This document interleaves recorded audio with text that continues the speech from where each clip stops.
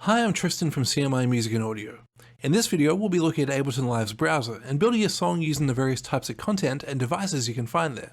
First of all, if you have any third-party plugins installed, such as VST Virtual Instruments, you'll find them all in the Plugins folder. Ableton Live doesn't include any third-party plugins, so these are plugins you may have acquired elsewhere. For example, they may have been bundled with your MIDI keyboard or audio interface.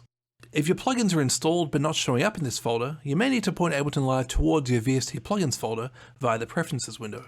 I'm using a Windows PC here, but the interface and the operation is very similar on macOS. To use a virtual instrument, you can either double-click it or drag it into the blank area here to create a new instrument track, or drag it into an existing MIDI track, or into that track's device area. The track should be automatically record armed, so if you have a MIDI controller attached, all you need to do is start playing or recording.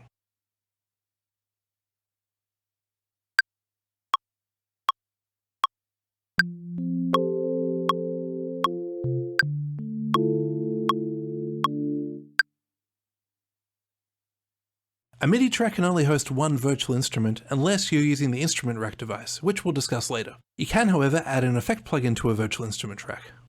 Just find the effect plugin and drag it either onto the MIDI track or into the device area next to your instrument plugin. Now the audio will travel from your instrument plugin through your effect plugin.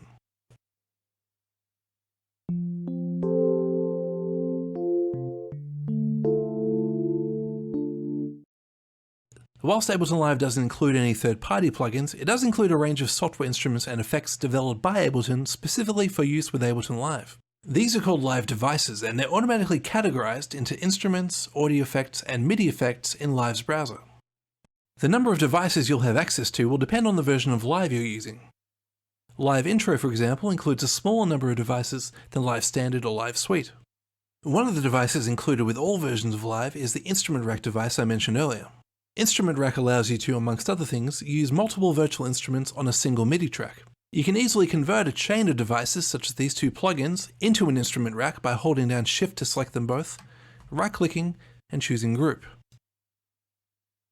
Now you'll see they're both housed in this instrument rack device.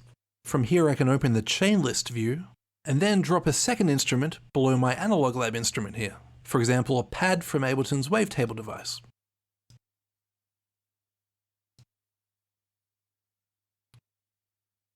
I'm just going to bring down the level, and now when I play my recording, I'll hear the two instruments laid together. I'm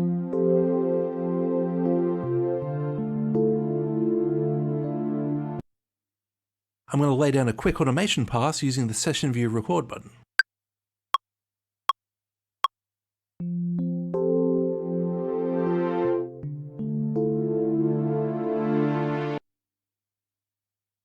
Instrument racks also have plenty of advanced functionality, like adding macros to control multiple devices, or even mapping certain instruments to different parts of the keyboard. If you know the type of sound you're after but don't know specifically which live device to use, you can find all of your virtual instrument presets categorized in the Sounds and Drums folders. I can, for example, open this Guitars label to find all of my guitar presets.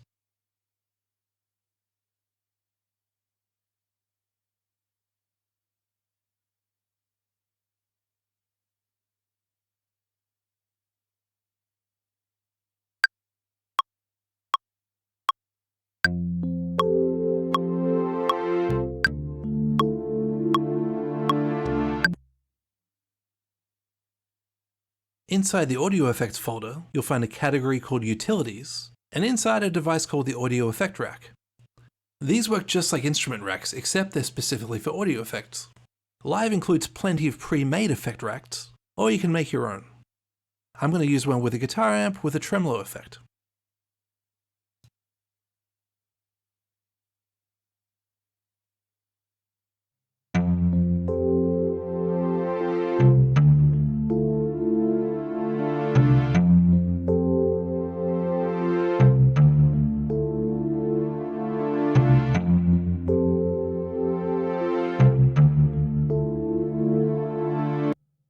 Next in the list is Max for Live. This is a program included with Live Suite and is well beyond the scope of this video. Suffice to say, it lets you create your own instruments and effects, as well as almost anything else you can think of, including video effects. If you don't feel like building your own devices, there are tons of pre-made devices available either from Ableton's website or other sites such as max4live.com. There are both free and commercial Max4Live devices available by both professional developers and amateur users, so you're not going to run out of content anytime soon. The Clips and Samples folder hold all of your clips and samples. You can import your own samples, however there are plenty supplied for you, again depending on which version of Live you're using. One of the main sources of clips and samples are packs, available down here in the Places section.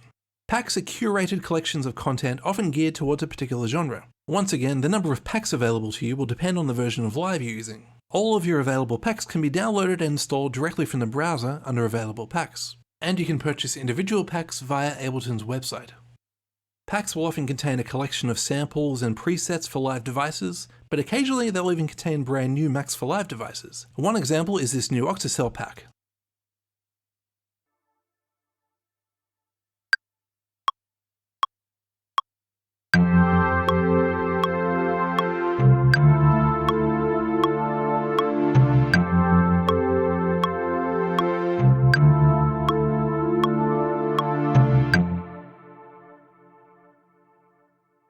Grooves are a way of changing an audio or MIDI clip's rhythmic characteristics.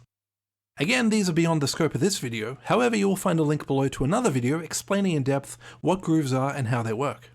Templates are a collection of live sets designed as a starting point for various projects. You can also create your own templates by clicking File and choosing Save Live Set as Template.